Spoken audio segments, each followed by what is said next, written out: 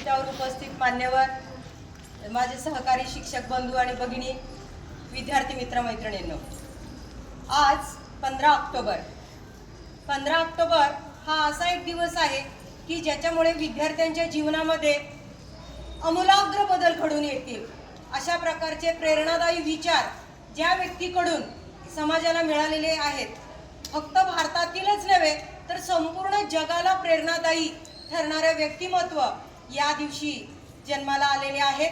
ती व्यक्ती म्हणजे अब्दुल कलाम। अब्दुल कलाम यांचा जन्म आताच नीरजानी सांगितलं, त्यांची प्राथमिक माहिती या ठिकाणी नीरजानी सांगितलेली आहे। तर त्याच्या पुढची माहिती या ठिकाणी मी तुम्हाला सांगत आहे।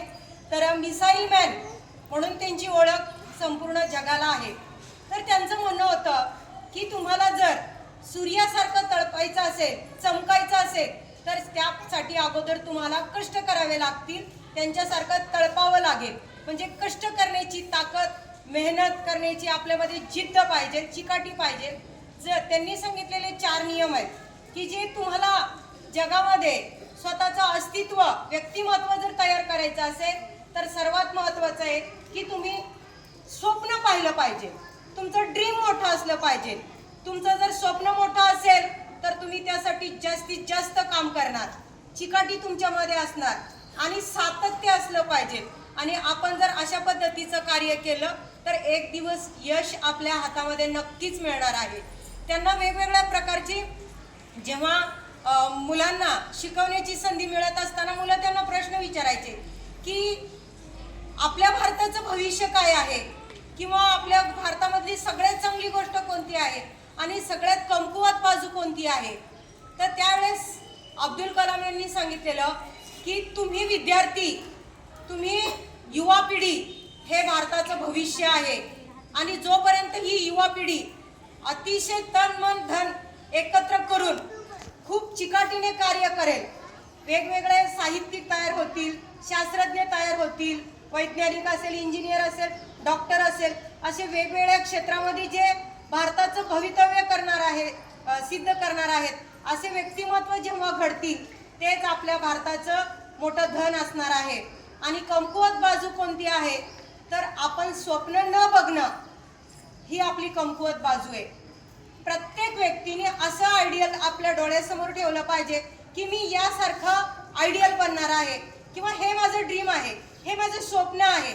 जेव्हा तुम्ही स्वप्न बघाल, स्वप्न असं नाही की जे आपण झोपेत पाहतो, स्वप्न असं की ज्या स्वप्नामुळे आपली झोप उडणार आहे, अशा प्रकारचं स्वप्न बघायचे। मग अशा प्रकारचं स्वप्न बघायची प्रेरणा ही अब्दुल कलाम देतात।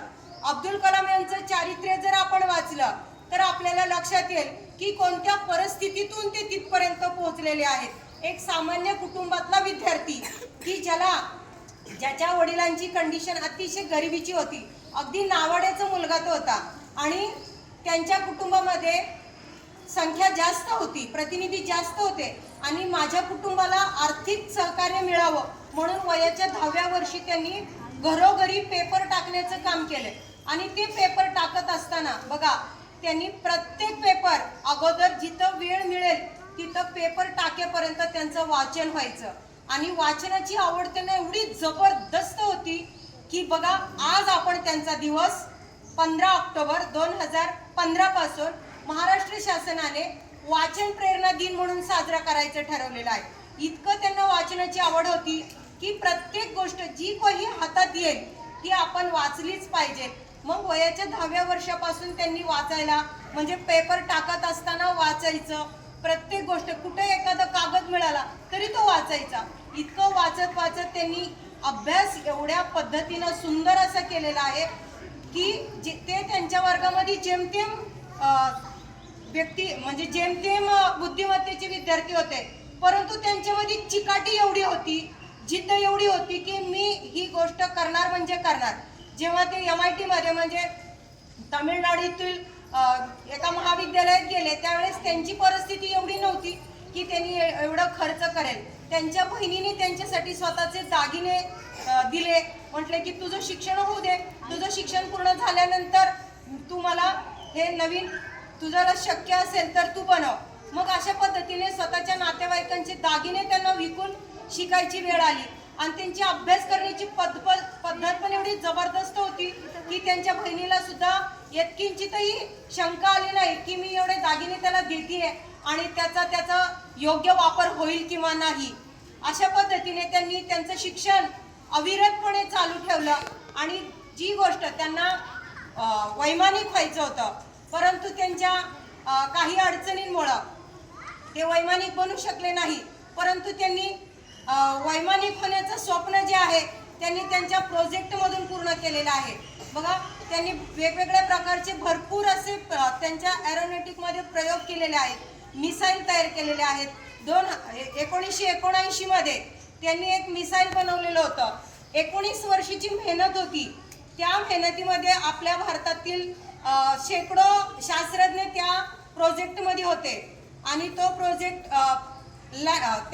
त्या दिवशी मिसाईल त्या दिवशी उडान घेणार होतं. परंतु त्या 4 टप्प्यामध्ये ते मिसाईल काम करणार होतं. पहिल्या टप्प्यामध्ये सक्सेसफुली ते लँडिंग पासून